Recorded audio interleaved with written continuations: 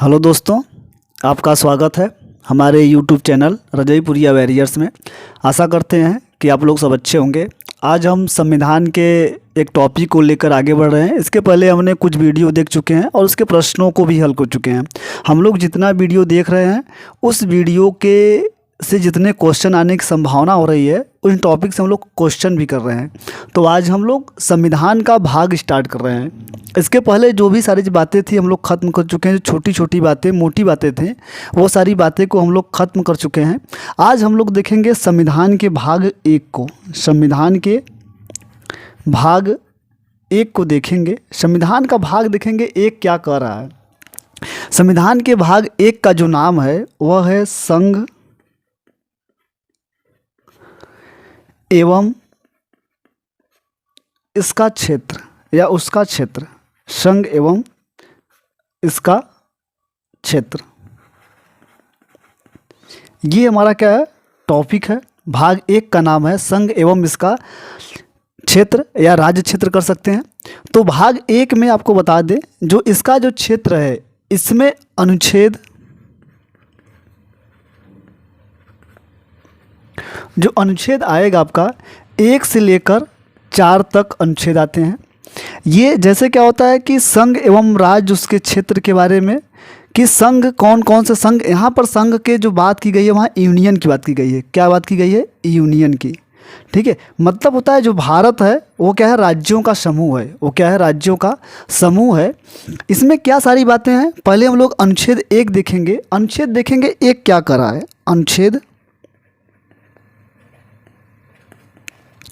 अनुच्छेद 1 को देखेंगे। अनुच्छेद इसे हम लोग आर्टिकल बोलते हैं। अनुच्छेद 1 है संघ के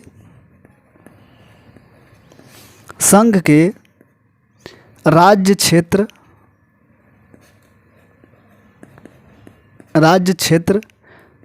के नाम। राज्य क्षेत्र के नाम, ये हमारा क्या है, अनुच्छेद 1 है। अनुच्छेद 1 है। तो यहाँ बात क्या की गई है, राज्यों के क्षेत्र के नाम के बारे में क्या होगा। जो राज्य क्षेत्र हैं यहाँ 3 बातें की गई हैं। पहला क्या होगा, राज्यों के क्षेत्र को निर्धारण करेगा। क्या करेगा? राज्यों के क्षेत्र के निर्धारण करेगा। दूसरा क्या होगा, कौन कौन से राज्य केंद्र शासित प्रदेश हैं या संघ क्षेत्र हैं उसके बारे में बताया जाएगा, मतलब यूनियन टेरिटरी है उसके बारे में बताया जाएगा। और तीसरी बात जो कही गई है कि ऐसे क्षेत्र जिन्हें किसी भी समय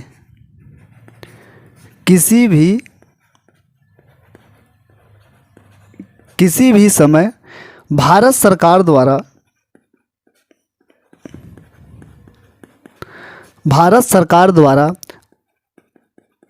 अधिकृत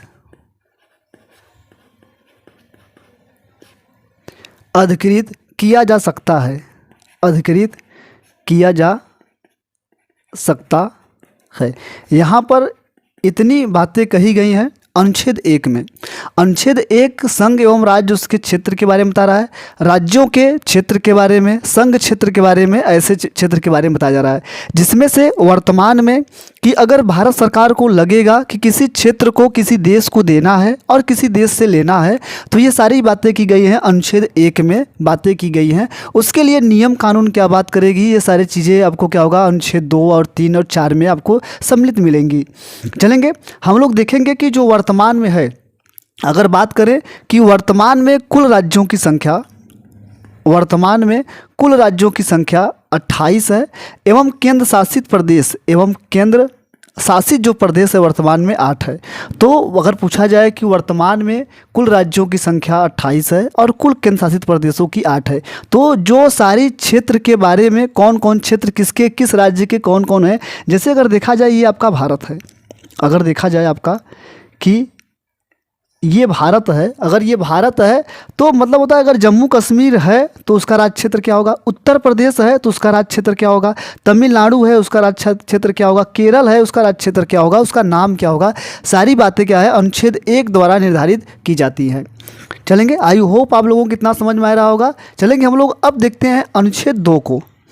हम लोग देखते हैं अनुच्छेद 2 देखेंगे क्या है। अनुच्छेद 2 देखेंगे।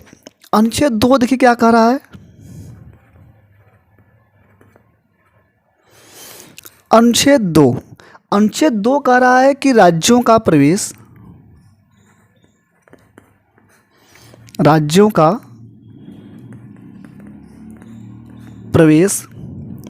या उसकी स्थापना,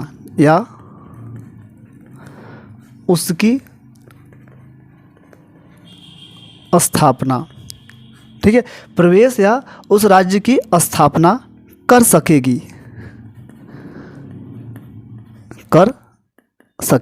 ये क्या है, अनुच्छेद 2 के बारे में बात किया गया है कि अगर भारत सरकार को लगेगा कि किसी राज्यों का प्रवेश करना है या उसकी स्थापना करना है, तो जिसमें से देख रहे होंगे कि हर राज्यों का जो स्थापना करने की जो बात की गई है, जैसे क्या होगा, राज्यों के पुनर्गठन को भी हम लोग अभी पढ़ेंगे कि जैसे कि राज्यों की प्रवेश और उसकी स्थापना है कि कौन सा राज्य कब बनाया गया, सारी चीज़ें किसके ऊपर निर्भर करती हैं, ये संसद तय करता है। कौन करता है? संसद तय करता है। ये कैसे किया जाए, जैसे क्या हुआ, आंध्र प्रदेश को बनाया गया भाषा के आधार पर, मुंबई को बनाया गया, फिर गुजरात को बनाया गया, ऐसे राज्यों को हम लोग क्या होगा, सारी बातें क्या होगा, अनुच्छेद 2 के द्वारा होता है। और अनुच्छेद जो 3 है, क्या होगा, राज्यों का प्रवेश कर लेंगे। जैसे मान लीजिए किसी राज्य है, किसी देश के द्वारा भूखंड दिया है, वो क्या होता है, अनुच्छेद 2 में है। लेकिन अगर क्या होगा कि अनुच्छेद 3 जो है, अनुच्छेद 3 जो है, जो अनुच्छेद 3 है, अनुच्छेद 3 है कि नए राज्यों का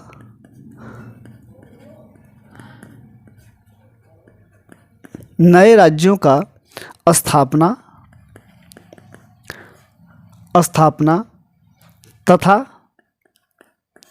तथा मौजूदा राज्यों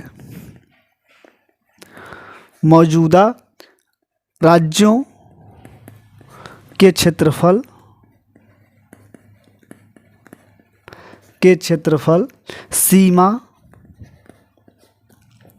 या नामों में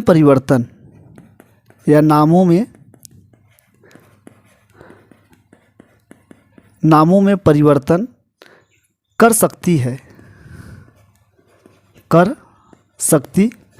ये क्या है, हमारा अनुच्छेद 3 है। अनुच्छेद 3 है कि नए राज्यों की स्थापना तथा मौजूदा राज्यों के क्षेत्रफल सीमा या नामों में परिवर्तन कर सकती है।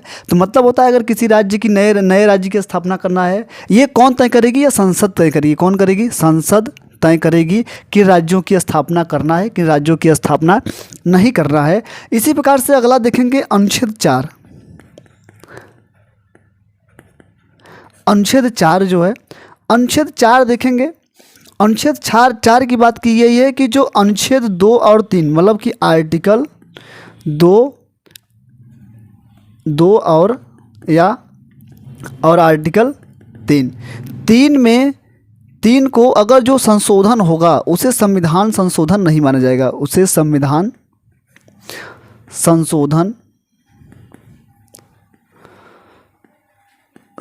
संशोधन नहीं माना जाएगा। मतलब ये कह रहा है कि अगर क्या होगा कि अनुच्छेद 2 में और 3 में अगर कोई संशोधन हो रहा है, तो अनुच्छेद क्या होता है कि हम लोग संविधान संशोधन जो होता है हमारे अनुच्छेद 368 से होता है। किससे होता है? अनुच्छेद 368 से होता है। यह कोई संशोधन नहीं माना जाएगा। राज्य जब चाहती है जब चाहे तब संसद क्या कर सकती है, इन क्षेत्रों की संशोधन कर सकती है। और अनुच्छेद 4 में कहा गया है कि आर्टिकल 2 और 3 के तहत अगर कोई संशोधन हो रहा है, कोई परिवर्तित हो रहा है, तो वह क्या होगा, संविधान संशोधन नहीं माना जाएगा। आई होप ये आप लोगों को समझ में आया होगा। हम लोग चलेंगे अब अगले की तरफ, देखेंगे कि राज्यों का पुनर्गठन कैसे किया गया है। राज्यों का पुनर्गठन कैसे किया गया है, आई होप आप लोगों को अच्छा लगा होगा। चलेंगे देखेंगे हम लोग राज्यों का पुनर्गठन कैसे किया गया है। तो हम लोग देखेंगे राज्यों का पुनर्गठन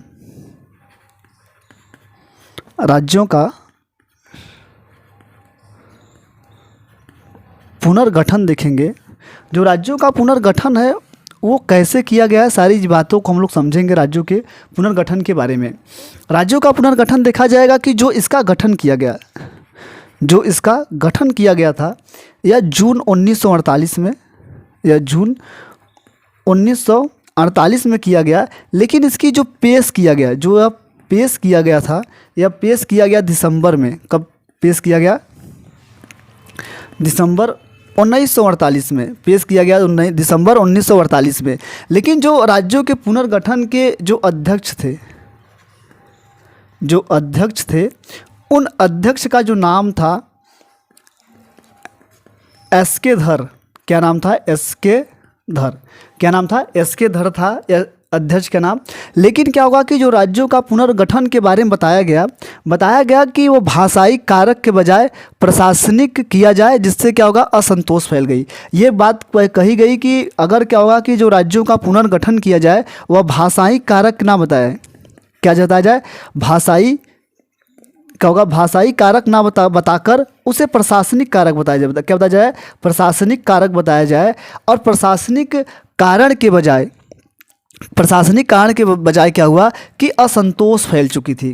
क्या हुई? असंतोष फैल चुका। और असंतोष फैलने का कारण हुआ एक हिंसात्मक रूप ले लिया। क्या लिया? हिंसात्मक रूप ले लिया गया। और इसका विचार करने के लिए, इसका जो हिंसात्मक रूप था, इसका विचार करने के लिए एक इस हिंसा का विचार करने के लिए फिर क्या किया गया? दिसंबर में ही एक समिति बनाई गई। दिसंबर 1948 में, दिसंबर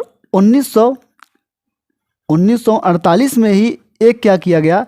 एक गठन बनाया गया। 1948 में ही क्या किया गया? गठन बनाया गया। 1948 में ही एक समिति बनाई गई। क्या बनाई गई? एक समिति गठित किया गया कि ये सारी बात क्यों हुई, कैसे हुई, ये सारी चीज़ें समिति जांच करती है। और क्या किया गया कि समिति बनाई गई। और इस समिति का जो नाम था, इस समिति का नाम था, वह समिति का नाम था JBP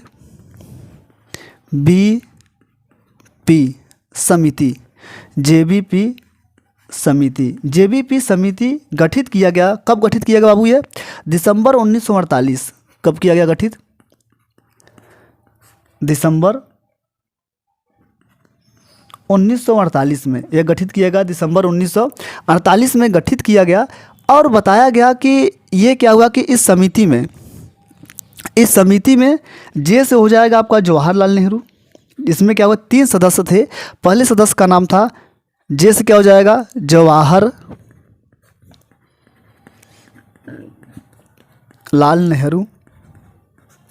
नेहरू। दूसरे का जो नाम था, बी से हो जाएगा वल्लभ भाई पटेल। वल्लभ भाई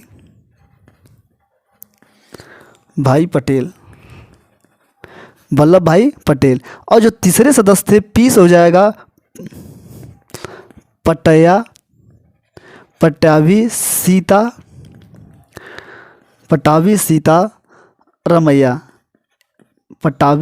सीता रमैया। ये क्या हुआ कि 3 सदस्यों का गठन किया गया। और ये JBP समिति यह गठित कब किया गया? दिसंबर 1948 में इसका गठन किया गया था। फिर हम लोग देखेंगे कि क्या हुआ कि ये जब गठित किया गया और इसी में एक व्यक्ति ने कहा कि आप भाषाई के आधार पर ही क्या करिए? गठन करिए। और जिसमें क्या हुआ कि एक व्यक्ति थे जिसका नाम था श्री राम मुल्लू ने क्या किया कि 56 दिनों का आमरण अनशन कर दिया। क्या कर दिया? 56 दिनों का आमरण अनशन कर दिया, जिसके कारण इनकी मृत्यु हो गई। और असंतोषजनक और फैल गया। और क्या हुआ कि इसी के आधार पर क्या किया गया? पहली बार क्या हुआ कि भाषाई के आधार पर एक बार गठन किया गया था। तो दूसरा हम लोग देखेंगे जो पॉइंट होगा, तो क्या हुआ कि भाषाई के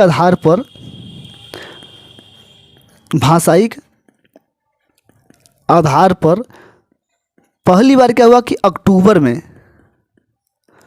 क्या हुआ? पहली बार अक्टूबर में 1953 में मद्रास को क्या किया गया? मद्रास से क्या हुआ? तेलुगु भाषा को अलग किया गया। और तेलुगु भाषा को अलग करके, इस क्षेत्र को अलग करके क्या बनाया गया? आंध्र प्रदेश। क्या बनाया गया?